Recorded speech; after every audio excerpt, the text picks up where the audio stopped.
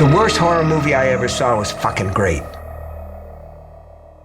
Hello and welcome to This May Hurt a Bit. My name is James Strayer and this is John C. Myers. And we're a horror franchise podcast discussing each film in a popular and not so popular franchise. And today we are talking about Jason Goes to Hell, The Final Friday. So notice right at the top, it's not called a Friday the 13th movie. That is correct, yes. This is not a Friday. Yes, it is a Friday the 13th movie. However, this is a lesson. Technically. Yes, this is a lesson in entertainment law, I'm sure, which I was kind of interested to look this up a little bit more. But after Jason Takes Manhattan only brought in like $14 million at the box office or so, Paramount was done with this. Mm-hmm. And they sold off the rights to New Line Cinema, but they didn't sell the name Friday the 13th. Yeah. They only sold the name Jason Voorhees. Mm-hmm.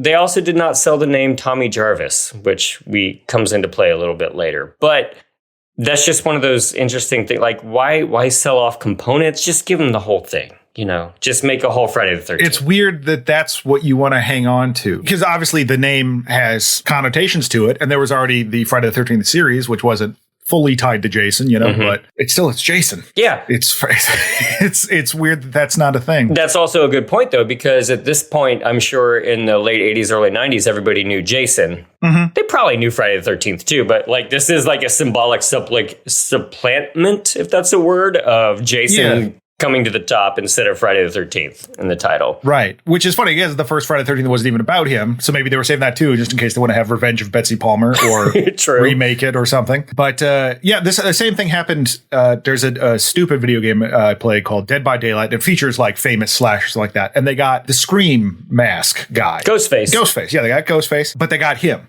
They didn't get any music. They didn't get any like character rights. So they basically like whoever was on the game like wrote up a whole new backstory for him or this iteration of him. Huh.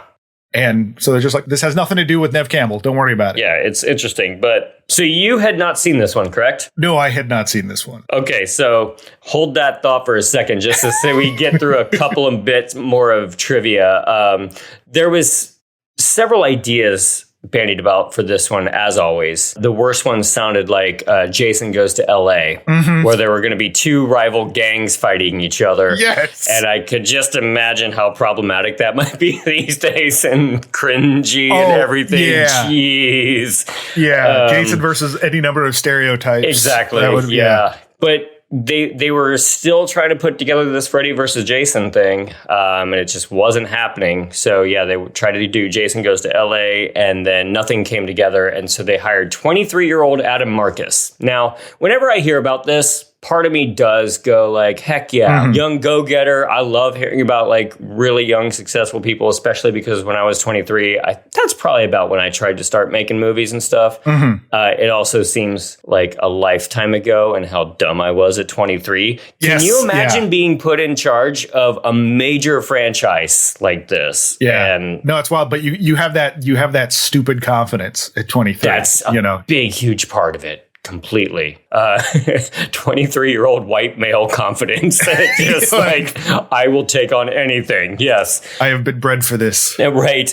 But he was a giant horror fan, so that's cool. But there was a little tidbit that I just liked from a production standpoint in one of the interviews with him where he says, my shot list on day one was 44 setups, which is an awful lot to get through. He said, by the middle, we were down to 21 setups a day, which is a little bit more average. And then he said by the end, we were back up to around 40. So I do like that this young guy was like, he could eat a little crow, but he was also surrounded by professionals who were just like, tell him what you don't know on set. But he got thrust into this, and boy, did he kind of mess things up. In a good or bad way, either way, I don't know. Some of the readings I've done like gloss over this, and others paid a bit more attention to it. The fact that he basically knew Sean Cunningham. He grew up with Sean Cunningham. Right. Essentially, I mean, he was friends with Sean Cunningham's kid. And so he had that kind of in, which is, amazing. Great. Yeah. And that he and his the script writer, Dean Laurie, they had sold a script that eventually became My Boyfriend's Back to Disney. Like, I had some raise, but Disney didn't want to put a first-time director at the helm. And so whatever. But he was already starting to make inroads, but then he got this opportunity, and there is a bit of contention between him and Sean Cunningham about The Mask. Many things, but Adam Marcus claims that Sean Cunningham told him, we got to get rid of that mask. Mm-hmm. I don't like the mask. And Sean Cunningham is like, no, that's dumb. Why would I say that? Yeah. So yeah. Both of them call the other one a liar. So there's not really a clear answer there. Totally. That's one of those 20 years ago when, tensions, I'm sure, are running high. But then why do you make up a story like that? I don't know. But maybe that is something that a young hothead type of guy would say, especially when he wants to put his own spin on it. That's something too. And I don't want to make claims I don't necessarily have backup for, but it is like this. I can see a certain amount of this is my big shot and I have to own this. Mm-hmm. And this is my big thing, and I know I'm doing part 9 of a movie, which is again a strange thing.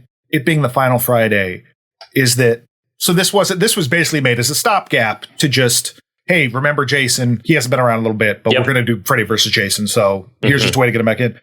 But the fact that since 3, they've been trying to make the final Friday the 13th movie, and they just can't seem to do it. 4 was supposed to be there, or 3 was supposed to be the last one. Then 4 was like, okay, we got him. Tommy Jarvis got him. Mm-hmm. 5 was 5, and 6 was like, well, we brought him back, but we're leaving it open. 6 is the only one left it open. 7 is like, no, we've got him. 8 is, no, he's been turned back into a little kid. Yep. Yeah. Oh, yeah. That's true. And then this one is, it's the final one. Mm-hmm. In a lot of the readings, you find stuff Adam Marcus talking about needing, since this was the final Friday, we need to close the loop and introduce, bring it back to the beginning. That's like they've all been the final Friday. What are you talking about? There have been 6 final Fridays practically. Yeah. It's this one is a tough one because, as we keep kind of saying in franchise horror, do you do something wildly different and do people accept that? That's practically the main thrust of watching all these together. And it seems like people just tend to reject it. But it's also because what is Jason in this one? It's impossible to really know. Yeah, I mean, there's we don't really know what Jason is anyway throughout it. Mm-hmm. I mean, even in 2, it's like, wait, he died, but he didn't die. Yeah. But the idea of taking Jason mostly out of it, except in name only, it was such a strange choice considering the backlash to 5. Yeah, good point. 5 was almost it was almost 10 years ago by the time that this movie came out. Mm-hmm. But it's still odd that the people are coming there to see Jason. That's really the draw. Mm-hmm. That's why you wanted to do this in the first place, is to be like, hey, remember Jason. And then you don't put Jason in the movie. Yeah. It's an odd choice. And yeah, it's a big swing. Mm-hmm. And don't want to get too far ahead of myself, but this is kind of like Jason Takes Manhattan, where if it wasn't a Jason movie, I probably wouldn't hate it. That's true. And it's not to say that I hate it, but it's just it doesn't feel like a Friday the 13th movie. Mm-hmm. And I feel like you could, Jason being in it is really ancillary to them. It felt like you had this script or this idea in the back of your head and was like, well, let's try to work Jason there. Yeah. That's absolutely not what happened, because there were multiple iterations of this script. Yep. And I'm dying to see the original one, which is written by a writer for Magnum PI that apparently makes no sense. Right. And I'm stoked. If anyone knows where to find that, let me know. Yeah, gosh.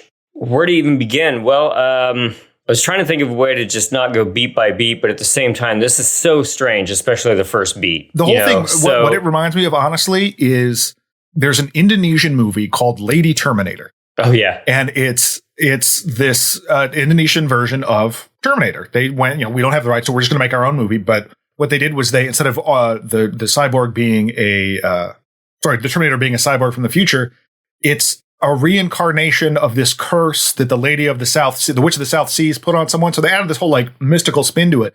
And it feels like this. It feels like this is another culture's version of Jason. That there's this more supernatural, fantastic thing to it, which is amazing. It's a neat idea, but it's like an Elseworlds Jason or something like that. But yeah, there you go. Elseworlds do Jason. It for me. I don't know. It doesn't. Something doesn't combine with what everything that came before. It feels a little misplaced. Yeah, and it's and people do throw the comparison to The Hidden. Which have you seen that? I've seen that. I've seen Shocker, which is another body switching kind of thing. And then, it's later on, but Fallen, which there's another movie where that happens called Horror Show that actually Sean Cunningham produced. Oh, funny. I have not watched yet. It's a similar thing to Shocker. It's with Brian James and Lance Henriksen. Oh. Whereas Brian James is like a serial killer on death row. And, and then stuff starts happening. I'll watch anything with Lance Henriksen. So, yeah.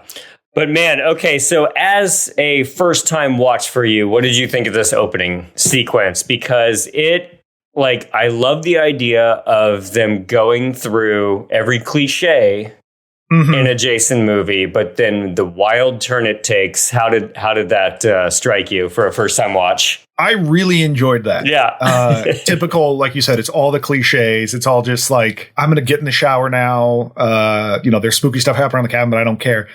Although when you start to think about it, like, why did their plan involve her taking a shower? But okay, fine, whatever. Yeah, that's not because really. That attracts Jason. He hears a shower go on in the woods, and it's like a cat opening cat food, But yeah, so he goes together, and then like there's surprise. There's this whole setup where like the FBI or whatever is just waiting and just to shoot him up. And it's cool, but this was already, and this is a stupid thing to be upset about. And upset isn't the right word, but this sort of caught my ear in a negative way. When they're shooting Jason, he's grunting. 100%. Yes. Mm-hmm. And apparently that's Adam Marcus doing it. Yep. And it's, again, like it's, you're talking about like these big swings in this fandom accept it.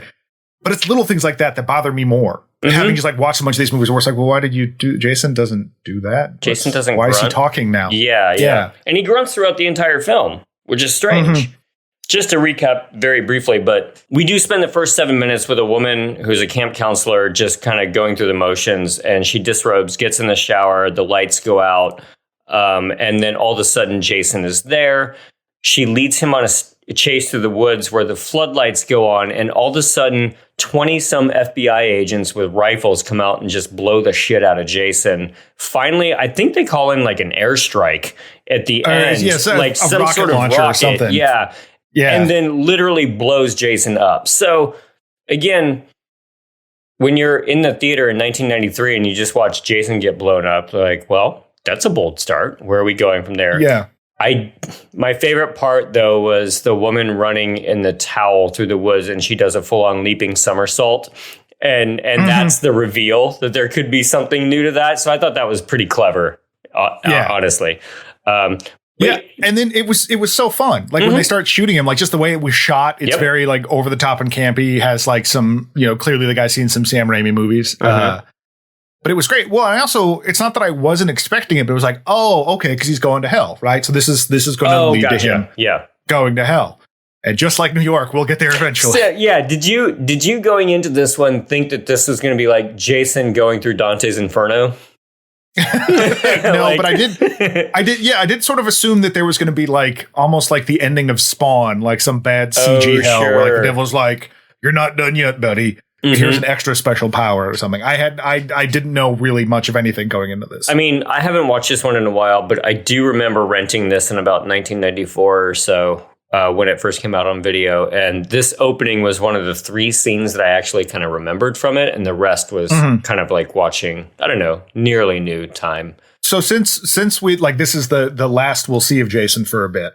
What did you think of this look of Jason? I mean, I like this one. His head is gigantic. His head is huge. So the head was a bit much. It was like the growths coming out of the straps on the hockey mask. The rest of him seemed fine, especially like his first reveal with the machete was pretty great. But yeah, like they definitely took his facial prosthetics like up a giant level on this one. Yeah, and the whole idea is like that the mask is like the face is like grown around the mask. It's like, and that's kind of a cool idea. Yeah, KMB, who does the special effects, does amazing stuff all the way back to even the Evil Dead 2. But I couldn't help but think about your comment from the last episode. That dude needed gooped up. Yes, that's true. I think he was too dry. I think if you gooped up that head a bit, I'd be a little bit more on board. That's very true.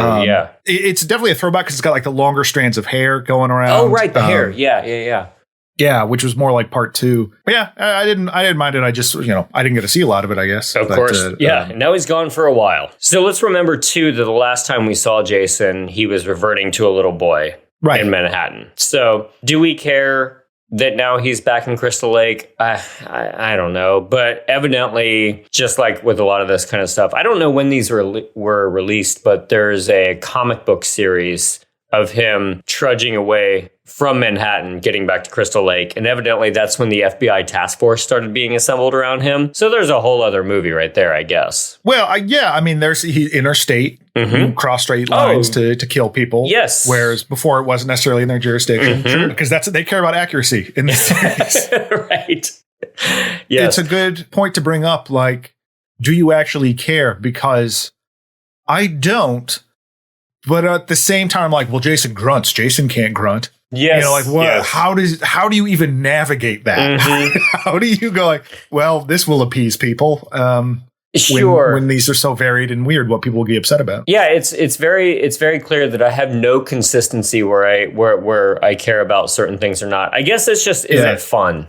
Like is it fun? Yeah, I mean, and that's the thing. The resurrections of him in 6 and 8 are just ridiculous, and so I love it. Like the lightning strike, absolutely, that's great. But even if it's just, well, he's here again now. Yeah. Okay, fine. Yeah, you know, like that's all. Like between 2 and 3, it was just, well, he got back up. And 3 and 4 was like, well, I guess they just didn't kill him enough. So yeah, Jason is completely exploded. There's the great shot of his head rolling towards the camera after it gets blown off, and then we cut to I believe the credits with the interesting animation and such. But well, you have the credits, and it's cross cut with the coroner. They take Jason's body to it's like the FBI coroner or something like that, played by Richard Gant, who was the main thing I know him from is he was Hofstetter in Deadwood, the stable owner. This really doesn't work because it's the credits, and so it's intercut with him just doing this autopsy, and they're two very conflicting moods.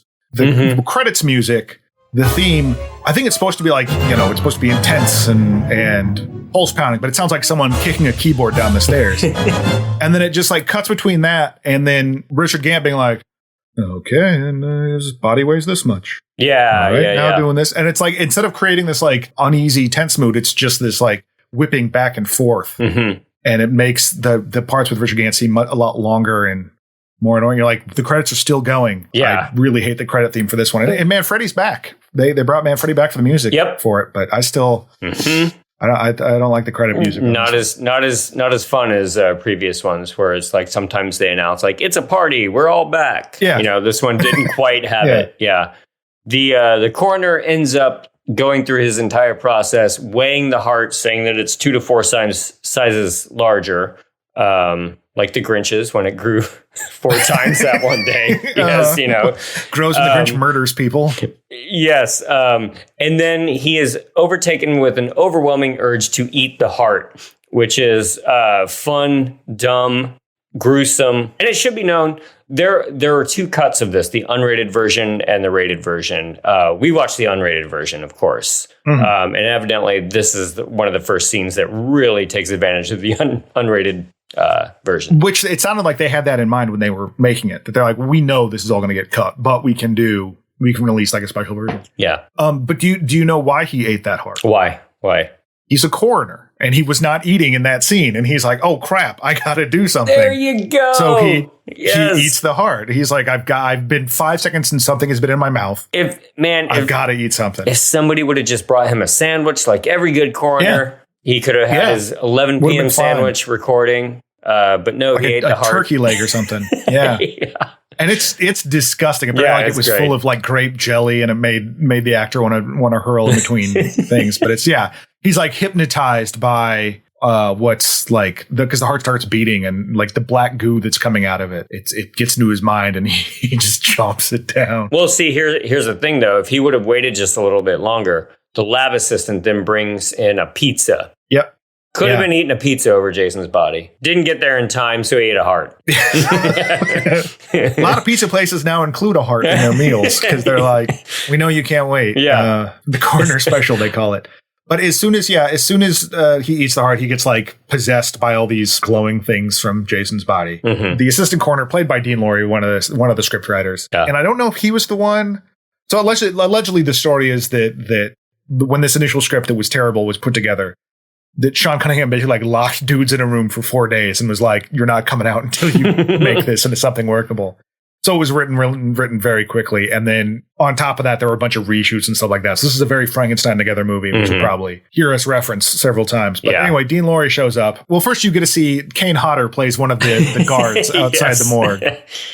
Glorious hockey hair. Yeah, fantastic hockey hair. And but then he hassles Dean Laurie before he goes in. When Dean Laurie goes in there, I like that he's like, "Man, you gotta just swear at Jason," and he can't do anything about it. Yeah. You know what I'd like to do to you?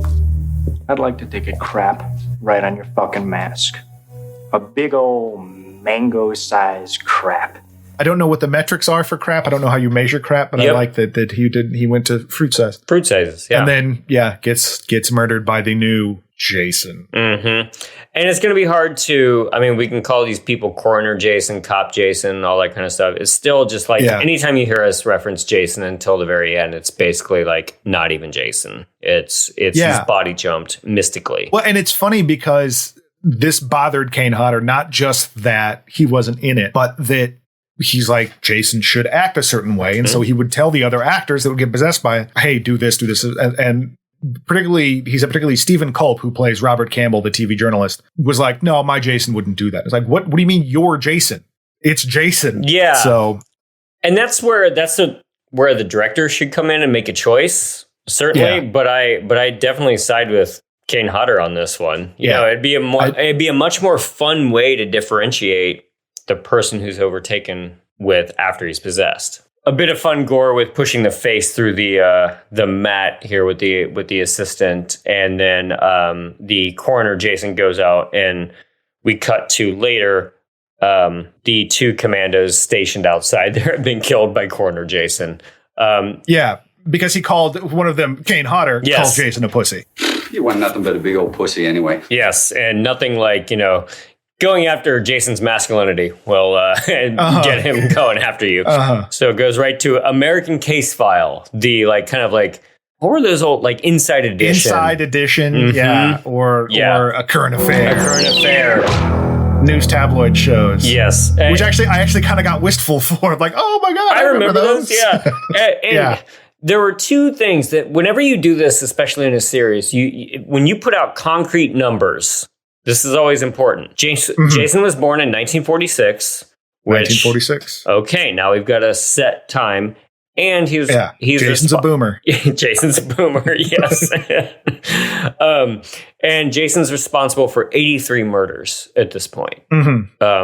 So I could go back and check all the in memoriams, but I'm not going to do that. Just to double check their work, but I am a little bit curious if it lines up. Yeah, I'm more worried. I'm like, oh man, was I too high in my suggestion? We've only got one movie left. So here we're introduced to one of the most promising characters in this franchise who ends up doing practically nothing, and it sucks. Creighton Duke, bounty hunter. Creighton, played by Stephen Williams.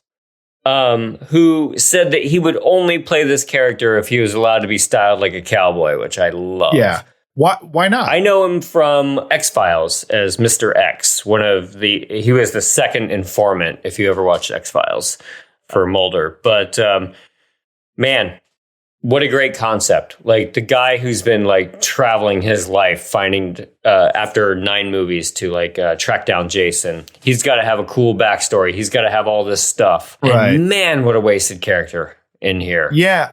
Well, it's a bit like, again, reaching back, it's like the dude in 4, Rob in 4, that, he's like, I've been hunting Jason as soon as I found out my sister died 2 days ago. Mm-hmm. And he doesn't really do much. And the same thing here, he ends up just being this lore dump. He's kind of I don't like him. He's not it's the 90s. So it's starting to build this whole, starting the rise of the anti-hero. Anti-hero, sure. So he's being interviewed and by the Robert Campbell, the host of this Inside Edition show. And he's like, what do you think of when I say the name Jason? Well, that makes me think of a little girl in a pink dress sticking a hot dog through a donut. His response is just batshit crazy. He doesn't even know. In interviews, he was like, he's like, I don't know what that means, but you just say it in a crazy enough manner with a twinkle in your eye and let the audience figure it out. Yeah. And you have to, because that doesn't make any sense. Mm-hmm. Yeah, you get the sense that he knows about him, but then he's like, I'll kill Jason. I'll get him for, he does the whole Quint from Jaws speech. Exactly. About, if you pay me this much. Which also undercuts his, it's a personal thing. I'm out to get him, because he also just wants money. Mm-hmm.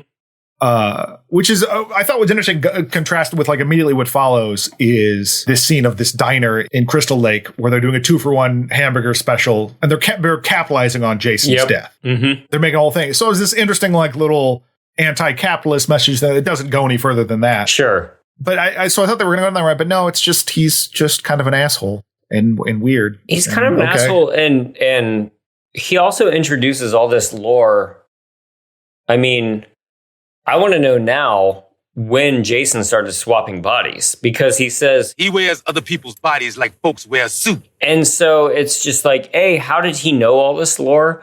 And B, when did Jason start jumping bodies? And again, this is a fun thought experiment, not a like I truly care going back through. Yeah. But like if you're going to introduce this writing, I think it's fun to think about. Presumably, he would have had to have found another Voorhees, because if the idea was that the bodies he jumps into, he can't sustain them. Mm-hmm. And you find this out a little bit later, like that he can't sustain them. So when he's a Voorhees, he turns into Jason. Yeah. So he was Jason at the beginning, and so he's clearly done this before. Mm-hmm. Has he just been like going through the extended family? Like, yeah. What is it? Is it a one drop of Voorhees blood rule that you're able to be possessed by? And more importantly, why? Yeah. Well, whatever. I'll save that for when we get to the book. Yeah. Yeah. So Duke is trying to recruit Diana, saying he's coming for you and your daughter. And of course, we're sitting there like, why? Yeah, we don't know who Diana is yet, but then we cut to Steven. He's at the diner. This was supposed to be Tommy Jarvis. Mm-hmm. They wanted to bring back Tommy to just keep going with the story. They didn't have the rights to him, so they have to write some new dweeb in here. And I'm not so sure about this guy, really, especially as our hero. It's interesting because they wanted, it seems like through a lot of this, Adam Marcus wanted this to be a lot sillier. Like, more fun and tongue-in-cheek, which is fine. That's a totally great way to approach it, and which is something that I meant to bring up earlier when they talk about like taking these big swings. One of his complaints was, he claims, or at least Sean Cunningham says that Adam Marcus was like, well, we can't just have Jason slashing people in the woods. No one wants to see that. Yeah. Which is, yes, they do. It's exactly what people want to see. I understand that argument that like we've done this a whole bunch of times already because you have, but look at 6 and look at 4 and look at 3. Like, tell me those are the same movies. Like they're very different in how they do it. Yeah. And even though like it's the same thing, it's all in the tone. And so if you made this kind of fun and still had like Stalk in the Woods, there's just different ways to tell the same story. He wanted, I think, Steven to be a little bit more like fun of a character, and John LeMay did not. He's, the whole thing with this baby being taken away or whatever. He wanted this more grounded stuff. And some of that stuff, by the way, is all built in reshoots. Like the idea of her, of Jessica and Robert Campbell being a couple, all built later. But so as a result, not only is he just sort of like empty, but he's just a wiener. Like Steven's just kind of sucks. There's nothing to him. And like John LeMay like was from the TV show. And so I'm sure they wanted to, not have to be the exact same character again there. But I don't know. He's a dingus. Yeah, I don't know what this guy's problem is, but he's basically our hero, one of our heroes for the movie, and he's a little hard to stick with at this point. Yeah, it's the dude from Time Chasers. It sucks. That's totally it. He's a Castleton snob. All right, movie, go back in and introduce us to the real hero of the movie here. So he drives along, Steven, and he picks up some teens who are just hitchhiking towards Crystal Lake. Planning on smoking a little dope, having a little premarital sex, and getting slaughtered? So this is finally getting to what we know from a Friday the 13th film. And this was also added in a reshoot after the film was done, this entire sequence. Because, as you said earlier, somebody decided that you don't want to see teens getting slashed in the woods, when that's exactly what people wanted to see. So they added this entire sequence. But it's also interesting with what we were saying about it being Jason. Like, this isn't all people want to see. People want to see Jason do this. That's true. Because when it's revealed that like it's Gant, it's like, well, that's cool, but where's the hockey mask? Yeah, where's the hockey mask? Yeah. And I'm sure it's different in theatrical, but little Danny Steinman had to have been like rolling around in his grave because they made the Friday the 13th porno that he never did. In the extended cut, it is just like, I am watching a pornographic movie right now. Goodness. Because it's not like just a love scene. It is a pornographic love scene. Yeah, this sequence has by far the most explicit sex and violence in the entire franchise, I think. Just Absolutely. Like in a good 5 minutes. And the trivia of this is just that the actor and actress who were hired were formerly a couple and they had just broken up, and then they were hired to have a sex scene like a few days later. This was a scene that I remembered from being a 14-year-old boy, definitely. Excuse me. So there's a sequence of a couple having sex in a tent where she is on top of the guy, and a signpost gets rammed through her and pulled up through her shoulder blades. Yeah. And man, the magic trick is so awesome. Like, it's so cool to just like watch like the craftsmanship of this kind of thing. But I remembered this scene very distinctly. Like, for you, like having not seen this version, like, was this more like explicitly violent than some of the other ones for you? Yeah, I was not expecting when the stab thing happened. I was like, okay, but then the split, unexpected entirely. Yeah, and this is a gory movie, which I am not saying is a critique at all. Like, I think that rules. Yes, because it's particularly for like how weird they're going with it. They're like, well, we'll make up for it by making things gushy. Yeah, unexpected. And it's funny because one of the underlying things of the scene is that she wants him to wear a rubber. He doesn't. And at one moment she's like, well, fine. And like throws it away. And then somehow it goes outside the tent and like Jason on his approach steps on it. The stories are that in like test screens, people were like, woo, that Jason, because that's what Jason does. Although I still take issue after watching all of these, that's the, like, Jason doesn't just punish people for having sex. Like, he, like, explain Shelley to me then. Of course. It's a thing that happens because those are very salacious things to put into a movie, but he kills everybody. But apparently, according to director Anna Marcus, after I did not look this up, but the Washington Post review of the film called it like a return to film morality because Jason killed people not using protection while having sex. Just a slight correction. It was the Wall Street Journal. It was the Wall Street Journal who called it a return to morality in film because that's amazing. Yeah. The famously conservative newspaper who is just like, oh, you're not even going to go for safe sex now. And now we will slaughter you. Yeah. I mean, Jason Goes to Hell, a return to morality. Return to morality. So America's good. Back, baby. We need the spinning newspaper come towards the screen. Yeah. So the gentleman that has sex in the woods, when they get out of skinny dipping, he's like, oh, I think that water shrank my pod. And the woman still wants to have sex with him. And that's a choice. Yeah. I don't want... He's self-effacing, you know. I guess, but referring to a pod, that's pod. I don't want a pod anywhere near my body. And then later, when she's like, "All right, let's have sex." He's like, "You think you're ready for Tony the Wonder Llama?" I mean, he must be really good at sex because that's a lot to put up with. Yeah. From this guy, like, fine. Yeah. What is it today? It's Tony the Wonder Llama. Fine. Yeah. Great. That's my persona I'm getting. It's Tony the Wonder Llama. Yeah. It's Tony. Yeah. So yeah, we cut from there, and Diana is closing up the diner, feeding a dog, and it seems that Jason appears to be stalking her. The deputy arrives, and his girl are about ready to jump in the car, and she gets smacked by the door handle or the door. So that scene is great when you want to introduce completely ancillary people to the story, as they've done in the past. Yes. Like this woman wearing, it's not a bonnet, but she's wearing a handkerchief on her head the way like my grandma would. Yep. In 1989.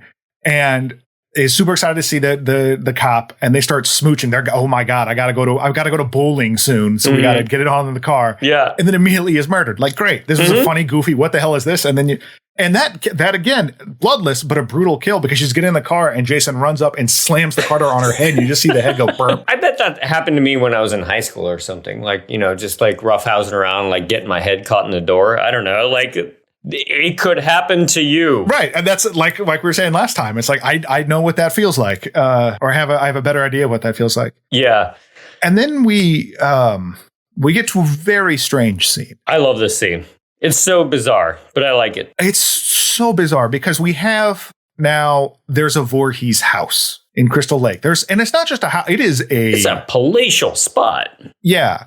It's like it's an old timey mansion. Like it's like they were a pillar of the community. There was an earlier version of the script where Jason wasn't revived by a coroner, but like someone who actually dredged Crystal Lake.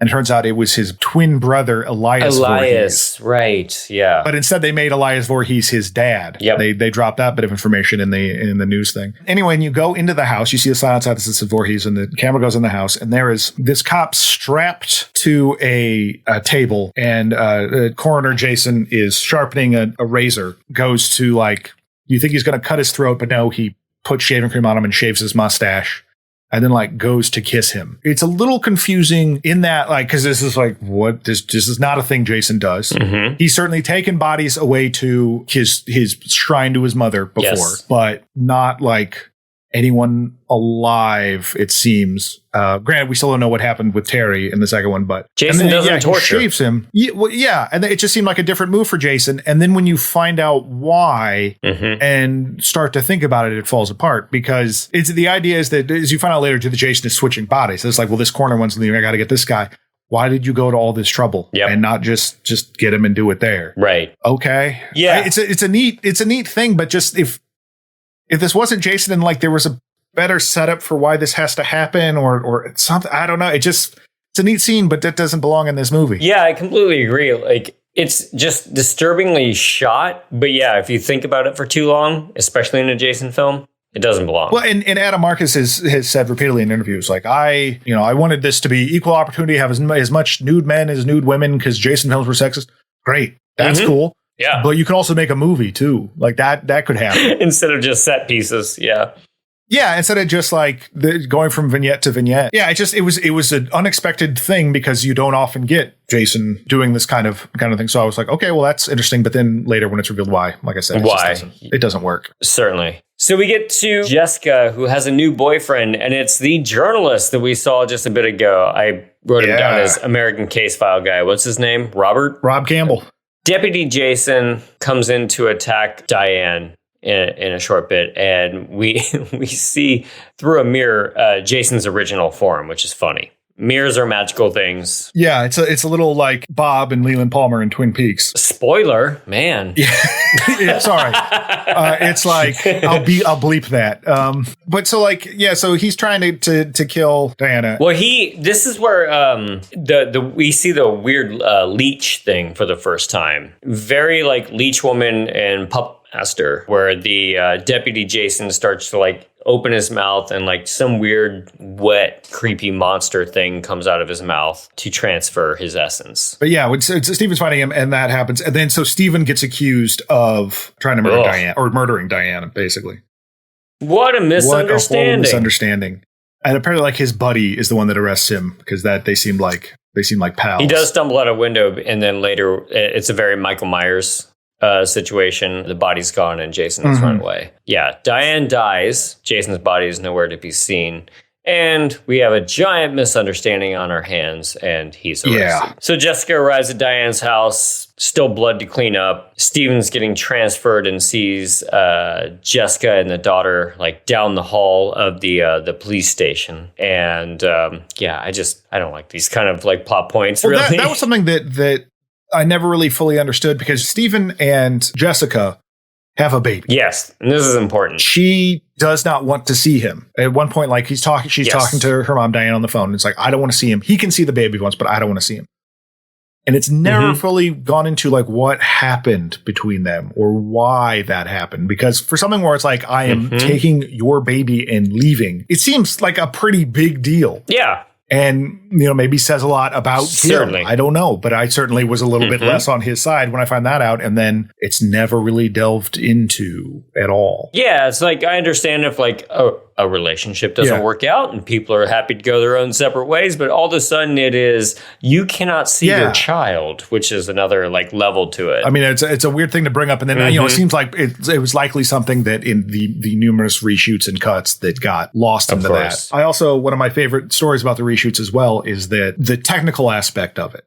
Whereas because Sean Cunningham ended up picking up the reins for some of the final reshoots. And much like you hear this said about George Lucas a lot, that in the first Star Wars, his directorial style was more and faster. That was it. Yep. Sean Cunningham had this thing where the actors were never moving fast enough for him. So he filmed at 22 frames a second versus 24 to try to make that faster. But that meant it was all out of sync with the audio. And like you had to record like an octave lower and all stuff. And it's ridiculous. And I've been on that kind of thing in post-production. It's like, wait, why did you do it this way? What were you doing? Oh my God, this doesn't work. And I have to like go through all these extra steps to fix it. And it is for completely dumb reason. And I think he kind of admits that. Yeah, that's such like a hot shit young director, like guy who knows his technical stuff, who thinks that he's solving something and has like a trick up his sleeve, but it just turns into a nightmare for everybody else. And Sean Cunningham, who is like had been not behind the camera in a while, like I think he said he did it on Deep Star 6 with some success, but still just like it made things so much worse. Ugh. Yeah. Thanks, Sean. Editors everywhere shake their fist at you. During this time, and I think we did see it at the end of the diner scene, Creighton Duke has been arrested and he's been like sitting in a jail cell. So this is again where I'm just like, man, you have potentially a cool character. What does he do most of the time? He sits in a jail cell. Yeah. And they try to make it act like he's like biding his time or whatever. But I don't know. He's just not. He's just sitting there. Stephen Williams never has, his version of Creighton Duke anyway, it never really feels like Creighton Duke is like a man who's seen it all and has been there. But like Quinn has in Jaws. He's just like, I'm this old rebel guy. He just is an asshole. He exudes nothing other than like, fuck, it's this guy again. Like it's my reaction every time I see him on screen. I'm like, okay, now what is this guy doing? Like he's condescending with his information. Yeah. And then like what, he's not doing anything with it. Because in that scene, he starts telling Steven about, he's about to give some huge lore drops to him. And it's like, but everything has a price. So he has to break Steven's fingers to tell this story. I didn't understand that at all. And it was just like, man, this guy's a dick, but it doesn't feel like an antagonist. Like it doesn't feel like he's this other force they're fighting with. He's just annoying. Yeah. Which is funny because like Adam Marcus had this whole idea for like a spinoff, like a backstory for him. And I'm like, I don't really want to see more Creighton Duke personally. Unless, I mean, if you want to redo him entirely in that backstory and like he used to be cool and then this happened. Right. The weird elements of it where, or the, what I want to say, like the unexpected elements to it, like where he's caressing his hand or like his hair a bit. Like I liked that bit, but just the whole, like, I'm a badass, I'm going to break your fingers to get information. It just seemed unnecessary. And I understand you're trying to spice up a guy just telling you a whole bunch of information. Like Jason, this is where you learn that Jason, because which bodies, or the only way he can fully remain in a body is if it's with a Voorhees. This is what I was going to get at earlier. It doesn't make any sense. Why? If he's if he's a Jason, he can just continue killing people.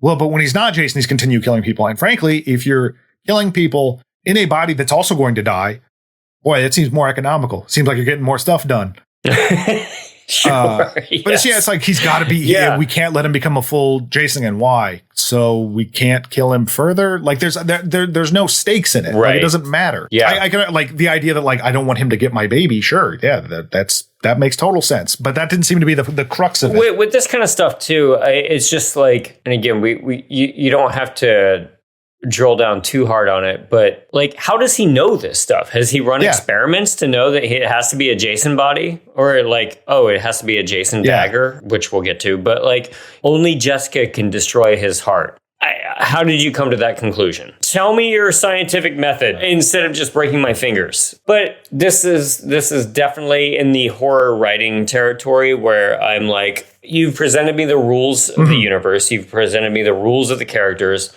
I can decide to roll with it or not. It's still annoying. Yeah, I mean, it's like Tommy in 6, where he's like, I have one occult book, I figured this out. Where there's no, even if he was like, I've tussled with him before, because he only references at the very end when he's like, remember me? And that's not enough of a payoff for anything. Not at all. If we're talking about Creighton Duke now, I mean, in that sequence at the end where he says, remember me, if you know nothing, it's very jarring because that's supposed to be this like big moment. Son of a bitch, you remember me? No, I don't remember you from anything. And evidently there was a subplot cut from this of flashbacks and such of like Creighton and his girlfriend canoeing on Crystal Lake, and Jason pulls the girlfriend down into the water and kills her like he does. I don't mind a backstory, obviously, especially one like kind of ridiculous, but you can't put at the end of a film, remember me, when I have no context for this whatsoever. Yeah, they were just able to flesh him out more, but that's not what happened. What it comes down to is Jason had a sister. First time in 9 films that we find out Jason has a sister. It was Diana. Only his blood relatives can kill him or make him reborn. Just cause. Yep. Just cause. Trust us. And then Steven breaks out of prison. This is probably the biggest deviation from all of Jason's stuff. So Steve goes to the Voorhees house, which again, we're saying, where the hell has this been in all the past films? And why would it still be? They changed the name of the town. Why would they still have the Voorhees house? He finds a Necronomicon from the Evil Dead franchise. Like, full on, full stop, the actual Evil Dead 2, Evil Dead 1 Necronomicon. Because Adam Marcus was a 23-year-old Evil Dead fan. And he literally called up Sam Raimi to ask him if he could put the Necronomicon in a movie. And Sam Raimi is just like, sure, I don't care. Yeah. And I don't know, man. In another horror film, fine. Like, it's just like all of a sudden you're going like, no, this whole time he was reincarnated by his mom, which is funny because we had talked about in previous episodes, like this idea of, maybe a thing in the lake. And I feel like they've been chasing that for a little while. Like in 8, it was like, no, it's the dead kid like got sort of subsumed by this evil that took him over without really fully like getting into that. And then like 9, it's in how they do it too. They just dump it like, oh yeah, obviously it's this. It doesn't feel like it works 9 movies in to be like, well, it turns out the whole time his mom reincarnated him. So why did she go murder those kids? But even him not being alive, or him actually being alive, it still doesn't make any sense. But yeah, it's a weird go-to. It doesn't make any sense because they literally just film Steven just flipping through it. Yeah. Because they don't own the rights to the Necronomicon. Yeah. And so you have to, as a horror fan, fill in all this information and be like, oh, so he's a Deadite? Yeah. And that's it. So Betsy Palmer made a deal with the Deadites to like bring him back. I mean, that's such a way of like a 23-year-old thinking like he has a cool Easter egg, but it's just like really relying on the audience quite a bit. But yeah, it's just a neat, hey, look at this. If you know, you know, but it doesn't really provide any real justification for what's happening or any real information. Robert arrives because Stephen falls through the floor. And he's thus hidden. Right. Robert kind of saunters around, has a look around and everything in the house. And he wants to dress the house for a video production for the TV show. Because he wants to emphasize Jason's return from death. And he apparently stole Diana's body from the morgue. Yeah. he stole a body from a morgue in a small town. Fine. This is actually probably my favorite scene in the whole thing because cop Jason bursts in, ends up taking Robert and putting the leech into Robert, and then the cop is left to disintegrate. In essentially a reverse Frank from Hellraiser. Yep. And it's gooey, it's gross, but it's also terrifying. Because this idea that where was this cop while Jason was in there? Was he like in the back seat, can't do anything, or is it just back in his body and all of a sudden it's melting? It's terrifying, like on an existential level, but also physically. It's just gross and amazing. Like the effects work here is just fantastic. It's full like body melt type of things, like street trash level of effects. And I don't know how only watching the uncut. I don't know how they do it in the theatrical, but man, it's great. That is a good point. Jason leaves your body, you come back for a second, and then you realize you're melting. Like that's it. Like you were just you were just walking on the street, and all of a sudden you wake back up, and you're melting, and you're in somewhere else. Yeah. We cut to Jessica taking a shower. The lights go out. She stumbles around. Now at this point, it's Robert Jason. That shower scene was very controversial. Yeah, on set. Like it ended up. There were several like big huge things between that the actress that plays Jessica, Carrie Keegan, and Adam Marcus. It sounds like they both have kind of gotten over it, but there was like Carrie Keegan, like there was a thing where her agent ended up getting involved. She's like, I kind of wish that didn't happen, but there was a whole thing about like her being in a nude scene.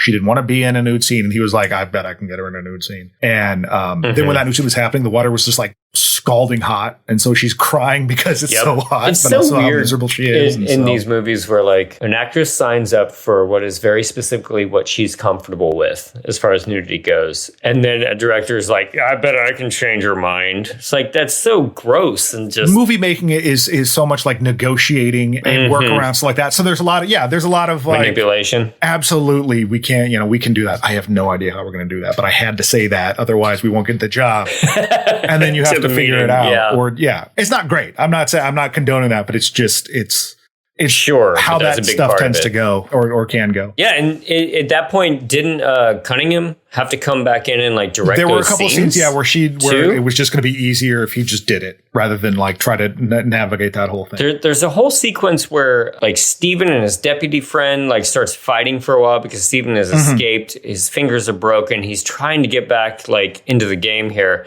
In the meantime, Robert Jason comes into the cop station like Terminator and just tries to like, decimate all the cops in there and try to pass the slug on to Jessica.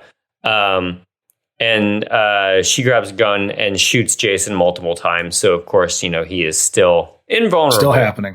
Creighton Duke escapes. They all convene back at the diner after a little bit more carnage. Like, the reporter like smashing two heads together of the other cops. Anytime somebody walks in like very self-assured and robotic into a cop station to blow people away, I just think of the first Terminator film. You can't help but to. The diner, I actually really enjoy the characters of Pookie and Joey. Leslie Jordan is a great character actor. He was going to be Joey and she was going to be Shelby, but it works well. And they're bouncing off each other is great. Like you see that like, oh man, they love each other and they work really well together. My brain first went to part 5 of the two hillbillies just like screaming at each other constantly. And I was like, this is how you do it right. There's contention, but there's like a little like love thrown in there between the two characters. So, but there's several moments in this because so journalist Jason shows up and starts killing one, and there's so much of this is in slow motion that does not need to be in slow motion. And at one point, he hits Joey in the face, like caving in her face, specifically the mouth area. And it's a funny little bit, but it's shot so poorly. Like it's done on the side of the frame. And there's another scene earlier where Jessica clocks Joey and she spins around again. Like the framing just seems off. You definitely get a sense of being rushed or first time director, however you want to say it, but like that, like, boy, you could have done that better. Vicky shoots Jason, stabs him. Then he stabs her and crushes her skull. So Vicky's gone. Jessica takes off. And Steve reads a note that was left saying that somebody has the baby and come to the Voorhees house. Again, there's a Voorhees house now. Now I'm going to steal the baby. I'm going to run. Why? They get there and Creighton gives over the baby and he tosses her a knife, which we'd never seen before. And she catches it and it turns all like evil and cool looking and very, very Evil Dead 2 looking. Yeah. So now we're in the sprint to the finish at this point. It takes 4 years. The sprint takes 4 years. It takes a long time, and it's also just this. It's hard to care about all this new lore at this point, and that it's all just so much more fantastical than what we've had before. Even though it's this guy coming back from the dead, seemingly a whole bunch. Like they killed him already. Like that's the other thing. Like in 6, he's brought back from the dead. Like that's the whole crux of 6. So he's been killed before. I mean, gosh, that's such a subplot to this entire podcast is what will you believe? Yeah. What rests well with you like 8 movies into this kind of thing? So Duke falls into the basement, which again, I was just thinking like, when will Duke do something cool? Yeah. Like he's either imprisoned, he falls into the basement, like he basically just tells people what they need to know to do something. He's the reality of Boba Fett. And leaving aside the TV show or any of that, Boba Fett in the movies hides in garbage and then falls into a hole. That's what Boba Fett does. And so that's what this guy does. Like he moves some stuff along, but he gets arrested and then falls into a hole. Just as useless. So we're also wondering at this point, what body is Jason hiding in? At least I wasn't completely certain. Like we haven't seen him leave Robert, but at the same time, Steve comes running in. He slashes at Jason. The slug crawls out through the neck, which is pretty great. Because it ends up being this cop. Yeah. And wasn't he talking at one point too? He did talk. Yeah, which was unexpected. Really weird.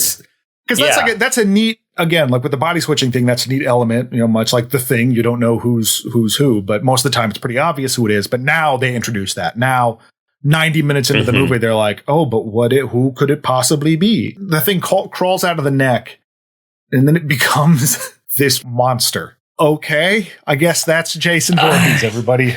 This is a case of as someone who absolutely loves rubber monsters, especially you goop them up and make them stop motion. This is should be a fist pumping moment, but then I realized that I'm watching a Jason movie and I don't know how this like really stacks up. Yeah, again, you make this not a Jason movie and it's great. Like I'm okay, so it's this evil demon thing that's inside the killer. But to have it be like, oh no, all that stuff you saw before, it's this little guy. Is a little bit like, oh, okay, thanks. I'm curious of the physiology of this demon too, where it's like at first it just had to prompt somebody to eat its heart, and then it had like glowing like golden orbs like go into you, and now it's a physical manifestation of something that has to like pass. Yeah, not not necessarily a problem, but I'm just thinking of like the physiology of the xenomorph is something that you can track. Like I understand how that grows and changes and all that, but if it starts out with like you getting like prompted to eat a heart, okay. And now it's a leech. Now it's a leech monster. That's ultimately what it boils down to, is that you can get away with so much if people are having fun. Like you just won't question whatever if people are having fun. As soon as I'm not having fun and I'm actually thinking about this stuff, I'm less on your side. You're not doing your job as well. You lost me. Jason, back again. I don't care. This is fun. But then when you're explaining it to me and you're spending too much time explaining it to me, then having a movie be interesting, then not so great. Yeah. So Duke's still doing nothing after a bit. And then the creature goes inside of Diane's body, which is gross, but kind of cool because there's a moment where they say, does the Voorhees body have to be alive? Which I laughed at that part, actually.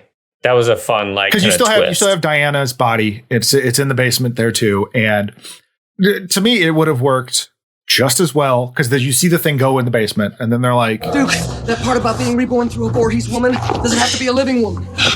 Duke, that thing's in the basement with Jessica's mother. And then Jason just burst through the floor. But what they do is they show in the basement, they show from the waist down, laying on her stomach, is the corpse of Diana, played by Erin Gray from Buck Rogers. And the little Jason thing, just goes up between her legs. Erin Gray, seeing that in theater, not stoked. Did not know that was going to happen. Not happy. Felt violated. And I understand. She's like, I wouldn't have done that. And I mean, obviously she didn't do that, but yeah, I'd be a little bummed about that too. She was not on set for that. It was either a dummy or a body double, and she was not consulted with how her character is going to be like portrayed. Is that up to her, or is it up to the director? Yeah. You know, you can debate that, but yeah, but I sympathize regardless of who was writing it. Like I totally get the like. Certainly. Oh, you did that to me, even though that's not me. Like, it doesn't feel okay. Yeah. So now instead of bursting through a door, Jason bursts up through the floor, which was fun. We finally get a full Jason Reborn here. I understand that compunction of like, so when he shows up at the end, everyone's going to be super excited to see him.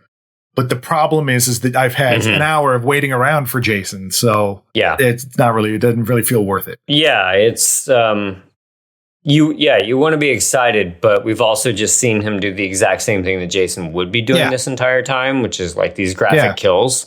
So we've even had that satiated on us. We may not have seen a hockey mask, but we've seen the exact same thing that he would have been doing the entire time. It apparently matters who's doing it. You know what I mean? Because it's you're feeling cheated if you're not seeing Jason doing it. But you know, for so many of these movies, you don't see Jason do it. You know Jason's doing it. But you don't so often see guy in hockey mask stab. A lot of times it's off screen or it's obfuscated just so. But when you know it's not him, then it's like it's different. Well, yeah. This is where Duke says, "Remember me," which we referred to earlier, and then Jason kills Duke. R.I.P. that guy. Could have been a cool character. Just never did anything with this poor guy. Yeah. They dropped the magic knife in the basement, this is still like, you have to kind of remind yourself, oh, this is, an Evil Dead 2 tool that has been integrated into the Jason mythos here. Steve tries to bash Jason outside with some shovels and rakes and all that kind of thing, and just like going after him with also still broken fingers from the prison setup. I think his broken fingers are like the drug that Rennie took in 7, where it's like, yeah, it's fine.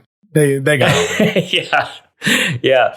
So Jessica runs up, stabs Jason with the evil dagger. Same orange bolts fly out of him at this point. Yeah, I do like the bit when they start like, when he's punching him in the face and the face is like glowing in response to the punches. I thought that was a neat little effect. Also some grunting. More grunts. Also some, only just horror movie dorks care about this kind of thing, but like the play area jungle gym that Steve was chased through was the same one from the Birds. Yeah. Just like, so you keep those props around? That's great. And then some nerd shows up and is just like, I would like the jungle gym from the Birds. It's gotta be the jungle gym. And then, Jason tips that over and grunts. Like, so this is a bummer.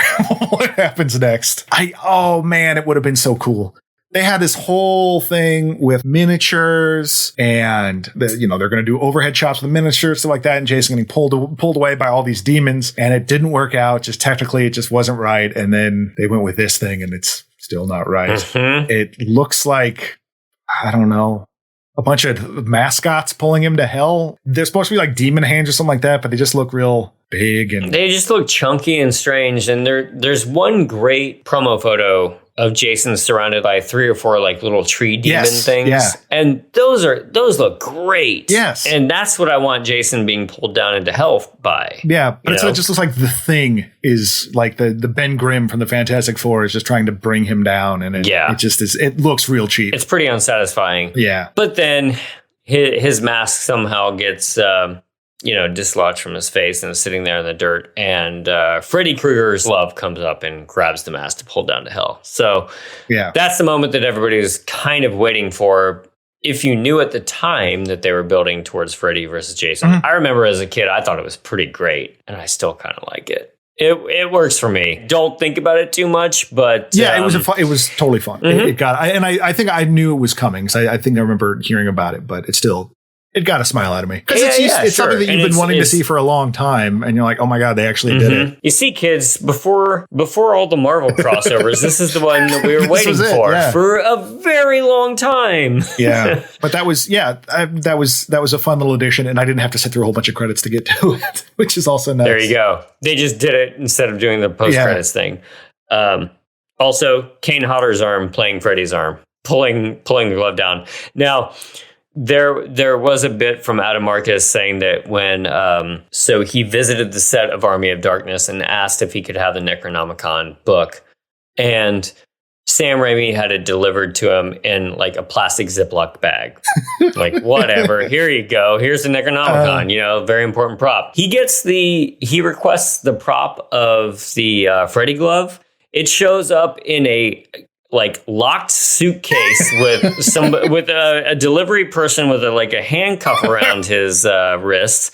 And it's just like, as soon as you're done with this needs to go right back in the case. So I do love the franchise versus kind of like indie Evil Dead 2, just being like, oh, you want the Necronomicon? Here, you can have it. But it's also kind of funny, like where this has gone, because, here you have, it was Friday the 13th, and then they're like begging, can we get Freddy's glove? And, this very broad. And meanwhile, they're just like trying to get $5 to finish their movie. And the tables have turned so much. Mm-hmm. Again, how far we've come from Baghead. Okay, now we'll go ahead and honor the people that died during this movie. There's been a lot of them. Assistant Coroner, played by Dean Lorre, probed through the back of neck. FBI Agent 1, played by Tony Avellana, killed off screen. FBI Agent Number 2, played by Kane Hodder, killed off screen. Alexis, played by Catherine Atwood, cut with a scalpel. Deborah, played by Michelle Clooney, impaled through the back and split in half with a post. Luke, played by Michael Silver, killed off screen. Edna, played by Diana Georgia, head crushed in door. Coroner Phil, played by Richard Gant, possessed body disposed of. Diana Kimball, played by Aaron Gray, knife sharpened her in back. Deputy Josh, played by Andrew Block, body melted. Officer Ryan, played by Madeline Curtis, head bashed against locker. Officer Mark, played by Mark Thompson, and Officer Brian, played by Brian Phelps, heads bashed together. Ward, played by Adam Cranner, tossed into door. Shelby, played by Leslie Jordan, head deep fried. Joey, played by Rusty Schwimmer, mouth caved in with elbow. Vicky, played by Allison Smith, impaled through gut with pole. Robert Campbell, played by Stephen Culp, possessed, body disposed of. Sheriff Ed Landis, played by Billy Greenbush, impaled himself on knife. Officer Randy Parker, played by Kip Marcus, possessed and head cut off.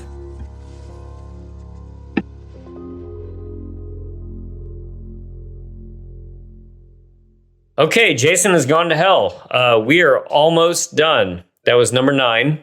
We have just Jason X left and the remake. I don't know, man. Like you said, I think if this wasn't a Jason movie, I would like it more. Yeah. It is kind of entertaining. Mm-hmm. Like, there's some good stuff in this movie. It's got its moments. The body melt stuff is great. The heart eating is great. Even the opening sequence is fantastic. Yeah, and like Tent kill is good. The idea is decent enough, and obviously the execution left a lot to be desired because they had it going and doing all these reshoots. I'm curious what the original movie was, because apparently like no one was looking at dailies. Mainly just the editor was seeing the dailies. Oh right, yeah. And so I'm fascinated by the different versions of it. I would love to see the earlier, like I said, that script. There's apparently, I think in one of Adam Marcus' early script, there's a thing where like Jason and his mom are having sex. Ooh. Yeah, go ahead and lose that. That's fine. Yeah, that's fine.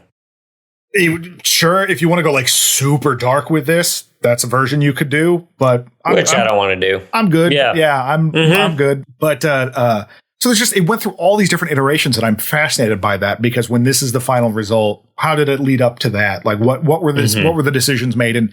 And I will say, book versus movie, that the Crystal Lake documentary is, I feel like, a bit more magnanimous in how it treats everyone versus the book. Whereas the book, there's a lot more people going, Adam Marcus kind of sucks. But and that's I'm being a little glib about it because people did have very nice things to say about Adam Marcus, but you just definitely get the sense from Sean Cunningham that he regrets ever putting him in charge. I'll take enthusiasm over most things, and he seems super enthusiastic, and that's great. But I'm not so sure handing it off to him, especially even as a part 9. Yeah. That's got to be where everybody's just like, oh, I don't care. There's a bit where even Sean Cunningham's like, have you seen part 6, part 7, part 8? Like, how much worse could it get? And, yeah. But it's still, yeah. I mean, it's like when the action stuff's happening, it's pretty fun. But the problem is there's just nothing in between. I don't really know who any of these people are, and I don't care. And Steven is a hero, even though like it's the first one where it's like specifically just a dude. I mean, well, that's wrong because Tommy Jarvis was an ongoing thing, but one of the rare times it's just a guy. Yeah, wasn't much. All right, well, 2 thumbs up is what we say basically. No, I mean, like it's still like as far as like the pantheon of this goes, like I'll put it above 7 and 5 probably. I would. Yeah. Like it's not good, but it's not, it hurt, but it didn't hurt the same way that those did. I was more just confused in this one. And like, okay, but it's a lot to dump on a fan this late in the game is what we're going with. Yeah. And the effects were cool. That was all neat. And he didn't bilocate. No bilocating. No. Way to get over using that crutch, Jason. So yeah, we've got Deadite Jason in this one, and the next time we will see Jason going to space. Space Jason. Yeah, spacing. We are finally at Jason X. Often made fun of as the stereotypical kind of worst, like, oh, you're going to send him to space. I think this was the first going to space. I'll double check this before we talk about it next time. But like, we have at some point, Jason goes to space, Hellraiser goes to space, and Leprechaun goes to space. So this might be the first one. No, Hellraiser 4 was in space before. Okay, there we go. Because it wasn't Bloodlines in space? Bloodlines is in space. So that was 96, it looks like. Yeah, frankly, I'm looking forward to it because like... we just need something new. Yeah, I knew it was there, but like, okay, well, you've just done a bunch of goofy stuff with this. Why not? Why not take him to space? Let's see what we can do with that. Like, how serious are they going to take it? Because we've talked before about like, that's a big thing. Like if you can have fun with the Jason thing, but if it's too like wacky and like, we know this is stupid, it's not fun. But if you're like, no, Jason's in space, guys, look out. I'm on board. Yeah. And how many more times do we want him skulking around in the woods, too? How about some Space Woods? Space Woods. I'd like Space Woods. Yeah, him versus Bruce Dern. Holodecks. Yeah, in Silent Running. Love it. I'm assuming this is what the movie's going to be. Joan Baez singing while Jason just tears stuff up. Again, real timely references. That's what we do here. That's what we do here. So yeah, next week, Jason X, and then we'll just have the remake of Friday the 13th, which I don't remember at all. That'll be an interesting revisit as well. And that'll be it for this sequence. So thanks for joining us. Glad you're still there if you are there. And like, subscribe, whatever, reach out, leave a review, all those fun things. Do all that kind of stuff. Yeah, if you're a big Jason fan, tell us why. We're still not sure. Yeah. Still not sure. I think it's just exposure. They're like, I like him. He's fine. But just like, why, if you were alive during that time, or even not, whatever, like just what does Jason mean to you? Yes. And what does it mean when he goes to space and gets remade? Absolutely. So, all right, cool. We will see you guys next week. Thanks so much. Goodbye. All right, bye-bye. This has been a Two Penguins Media production. It was produced by James Strayer and edited by John C. Myers. Logo by Ethan Kimberling and music by Michael Arthur Holloway, who you can find on Bandcamp. Follow us on Instagram at thismayhurtabitpod and on Twitter at hurtabit. Email us at thismayhurtabit@gmail.com. And if you are so inclined, rate and review us on your favorite podcast app, and we'll see you next time.